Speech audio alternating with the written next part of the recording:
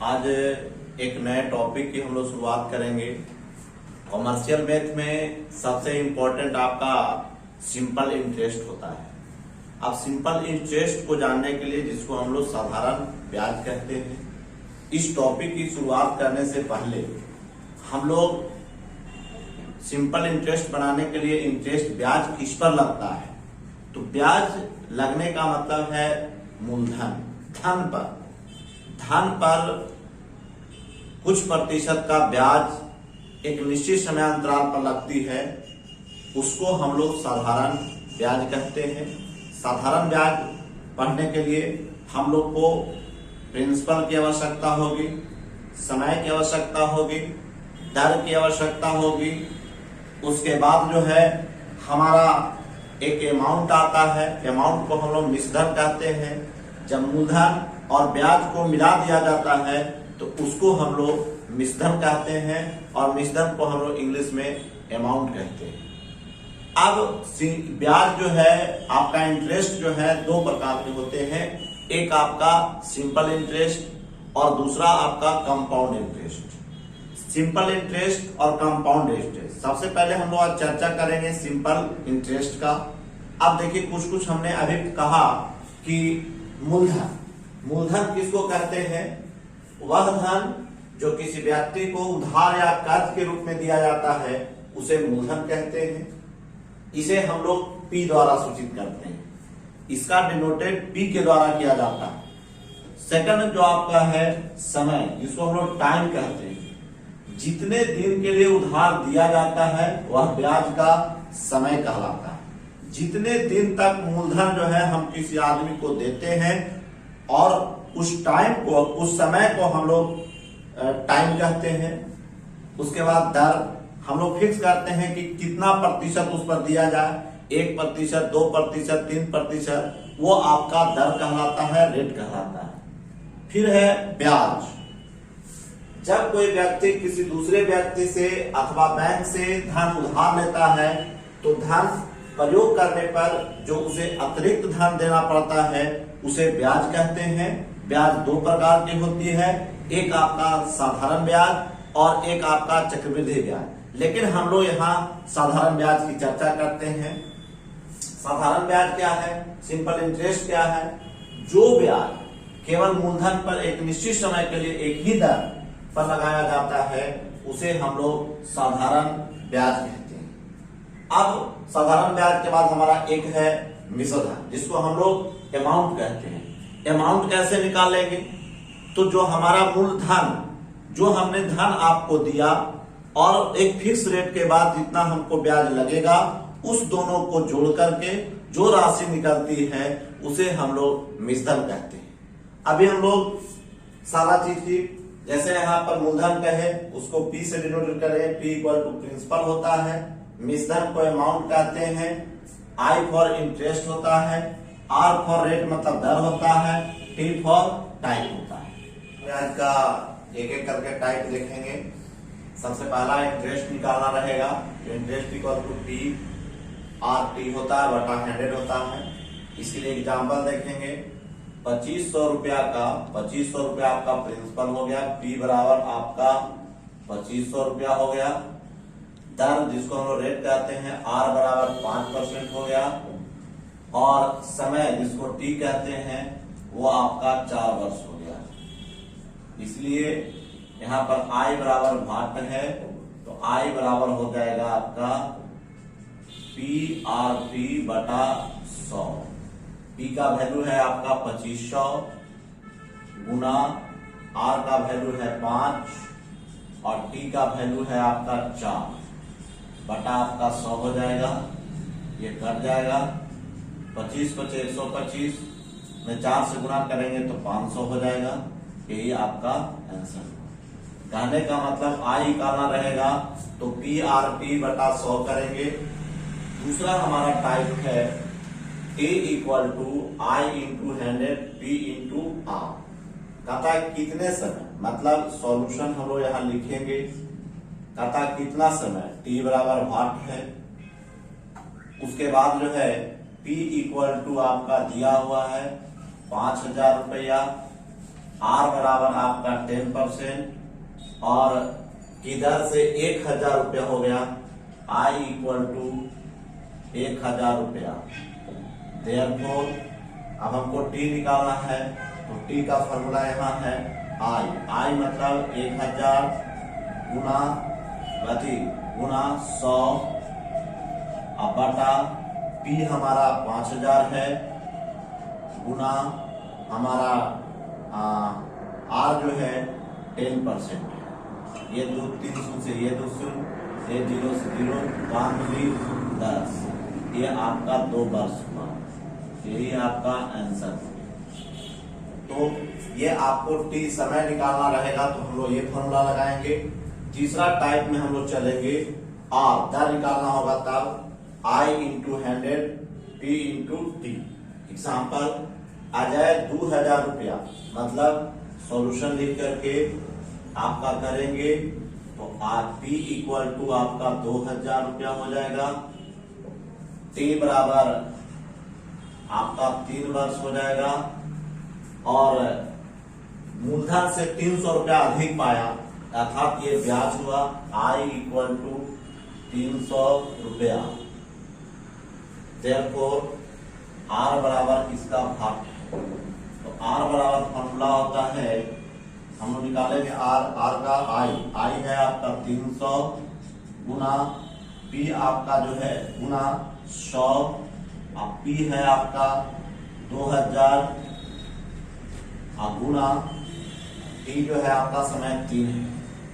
ये 3 शून्य से ये आपका ये आपका 3 शून्य है, इसमें 2 शून्य आपका कट जाएगा, 3 से 3 कट जाएगा, 20 बचे आपका 100 हो गया।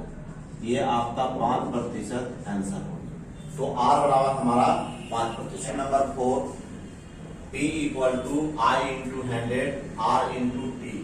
एग्जाम्पल, किसी धन का 15% वार्षिक साधारण ब्याज की दर से 15%, इसका मतलब आर बराबर हो गया 15%। साधारण ब्याज की दर से 2 वर्ष में टी बराबर आपका 2 वर्ष हो गया। ब्याज 600 रुपया हो जाता है, मतलब आई बराबर आपका 600 रुपया। तो आपका धन क्या है, तो P बराबर हम लोग जानते हैं आई इंटू 100, आई का वैल्यू 600 गुना आपका 100 और आर का वैल्यू आपका 15 है और टी का वैल्यू 2 है। 15 चौके 60 और ये 20 दूनी 40, ये आपका हो जाएगा 20 में 100 से गुना करेंगे तो 2000। यही रुपया आपका आंसर। ये आपका मूलधन हो गया। नेक्स्ट टाइप नंबर 5 क्या है, अमाउंट जिसको हम लोग मिश्रधन कहते हैं। ए बराबर फॉर्मूला होता है P into 1 plus R T बटा 100। एग्जाम्पल, श्याम ने 3200 रुपया 6.5% वार्षिक साधारण ब्याज की दर से उधार लिया, मतलब P आपका हो गया 3200 रुपया, 6.5%, आर हो गया 13/2% और उधार लिया। ऋण अदायगी के 5 वर्ष के अंत में कितना रुपया देना हो, मतलब T बराबर आपको 5 वर्ष और A बराबर आपका भाग है। A बराबर फॉर्मूला होता है P का वैल्यू आपका 3200 है इंटू 1 प्लस आर का वैल्यू 13/2, टी का वैल्यू आपका 5 बटा 100। ये आपका अब हम लोग काटते हैं, 20 × 100, ये आपका 3200 इंटू 40 प्लस 13 बटा आपका हो जाएगा 40, 0 से 0, ये आपका 80 गुना आपका हो जाएगा 53। करते हैं 8 × 24, 8 × 40 और 2 42, ये 4240 रुपया हो गया। यही आपका आंसर। मतलब उसको 4240 रुपया लौटाना होगा। नेक्स्ट टाइप नंबर 6 है, इसमें भी पी निकालना है। P equal to A into 100 बटा 100 प्लस RT। एग्जाम्पल, कौन सी धनराशि मतलब P बराबर आपका वाट है, R जो है आपका 6% है, T जो है आपका 5 इयर्स है। उसके बाद हो जाएगा, अगर किसी क्वेश्चन में हो जाएगा का मतलब होता है अमाउंट बराबर आपका है 6500 रुपया। अब जो है निकालेंगे हम लोग P इक्वल टू A कितना है 6500 गुना 100 बटा 100 प्लस RT। R आपका 6 है और T आपका 5 है, इक्वल टू 6500 गुना 100 बटा 130। 130 में 5 50 से कट जाएगा, इसका आंसर हो गया 5000 रुपया। यही आपका आंसर। फिर टाइप नंबर 7 क्या है हमारा, यदि किसी धन का साधारण ब्याज उस धन का A बटा B भाग हो तथा वर्षों की संख्या वार्षिक ब्याज की दर की संख्या के बराबर हो, तो वार्षिक ब्याज की दर या वर्षों की संख्या बराबर √AB इंटू 10।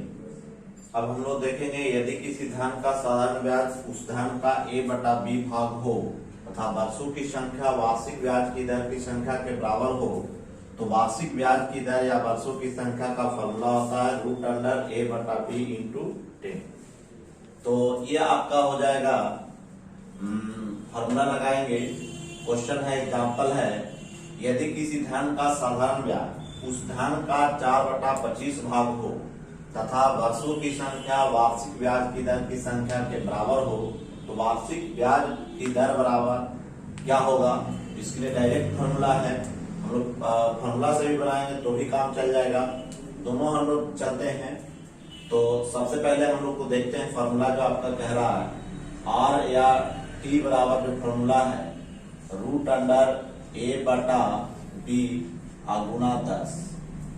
क्या हुआ, यहाँ पर 4/25 का √A गुना 10, 2/5 गुना 10, 5 दूनी 10, ये आपका 4 बार्स भी हो सकता है, चूंकि दर निकालना है इसलिए हमको T नहीं आगे निकालना है, प्रतिशत हो गया। अब अकॉर्डिंग सेकंड मेथड क्या है, क्या कहता है, साधारण ब्याज उस धन का 4/5 भाग हो तथा वर्षों की संख्या, तो हम लोग फॉर्मूला जानते हैं, अगर हम P बराबर भी फॉर्मूला लिखते हैं तो P बराबर I इंटू आपका 100 होता है और R इंटू T होता है।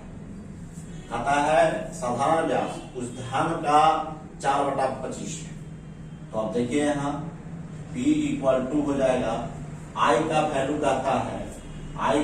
कहता है कि P इंटू 4/25 और गुना क्या हो जाएगा 100, अब बटा R और T आपस में बराबर है, जिसका मान निकालने के लिए कहेगा उसी का लिखेंगे, तो T के जगह पर R पुट कर रहे हैं तो R इंटू R हो जाएगा, P से P कट जाएगा, ये 25 चौके 100 हो जाएगा। देयरफॉर हम लोग क्या करेंगे, R स्क्वायर बराबर 16, R बराबर हो जाएगा √16।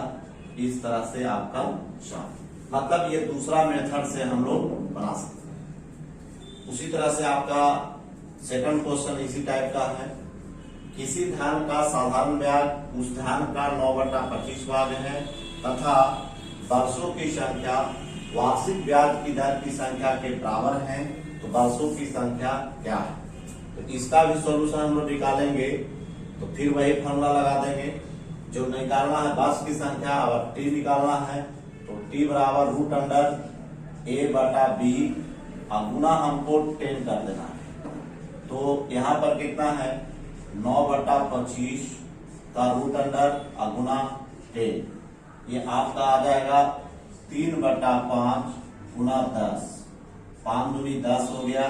ये आपका 6 वर्ष हो गया। तो हम लोग इस मेथड से सेकंड मेथड से भी बना सकते हैं, दोनों मेथड हमारे लिए उपयोगी है। नंबर 8 से चलते हैं। यदि कोई धन साधारण ब्याज t वर्षों में अपनी n गुनी हो जाती है तो r बराबर n-1/t गुना 100। केस नंबर 2, यदि कोई धन साधारण ब्याज पर r% की दर से अपनी n गुनी हो जाती है तो समय t बराबर n-1 गुना 100/r। मतलब r निकालना रहता बटा t हो जाएगा और t निकालना रहेगा तब बटा r। एग्जाम्पल, यदि कोई धन साधारण ब्याज पर 20 वर्षों में अपनी 4 गुनी हो जाती है तो ब्याज की वार्षिक दर क्या है? मतलब r निकालना है। तो r बराबर हो जाएगा n के जगह पर 4 है -1 गुना आपका 100 और टाइम कितना है 20। तो 20 बचे 100, 5 गुना 3 हो जाएगा। ये आपका 15 वर्ष हो गया। नेक्स्ट, यदि कोई धन साधारण ब्याज पर 10% वार्षिक दर से कितने समय में अपनी दुगनी हो जाएगी? मतलब यहाँ समय निकालना है तो t बराबर दुगनी है 2 - 1 गुना आपका 100 बटा प्रतिशत जो आपका r जो दिया हुआ है 10, 10 दहाइयों 100, 10 गुना 1 बराबर आपका 10 वर्ष हो गया। अब next topic 9 number, type number 9 है।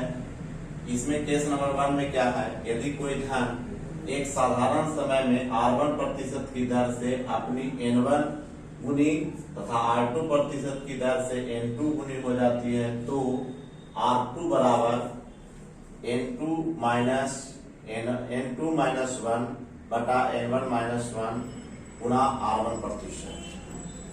दूसरा आपका है, यदि कोई धन एक निश्चित समय साधारण ब्याज की दर से t1 समय में अपनी n1 गुनी हो तथा t2 समय में अपनी n2 गुनी हो जाती है तो t2 बराबर n2 - 1 बटा n1 - 1 इंटू t1। एग्जाम्पल, कोई धन निश्चित समय में 10% वार्षिक साधारण ब्याज की दर से 3.5 गुनी हो जाती है तो कितने प्रतिशत वार्षिक ब्याज की दर से उतने ही समय में अपने 2.5 गुनी हो जाएगी?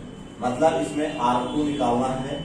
r2 बराबर आपका हो जाएगा, पहले होता है n, इसका मतलब हो गया 5/2 - 1 बटा 7/2 - 1। ये आपका हो जाएगा 5 - 2/2 और ये हो गया 7 - 2/2, 2 से 2 कट जाएगा और गुना आपका यहाँ हो जाएगा 10। ये आपका 3 बटा हो जाएगा 5, सॉरी यहाँ 10 बराबर 3/5 गुना 10, 5 दूनी 10। ये आपका 6 वर्ष आ गया। अब जो है हम लोग नेक्स्ट जो आपका देखेंगे, ये आपका नेक्स्ट टाइप है। एक धन राशि 8 वर्षों में स्वयं की 3 गुनी हो जाती है। यह धन राशि कितने वर्षों में स्वयं की 5 गुनी हो जाएगी? अर्थात t2 निकालना है तो t2 बराबर होता है n2 है आपका 5 - 1 बटा तिगुनी 3 - 1 और गुना आपका हो जाएगा 8। ये आपका हो गया 4/2 गुना 8। ये 4 चौके 16 वर्ष। यही आपका आंसर है।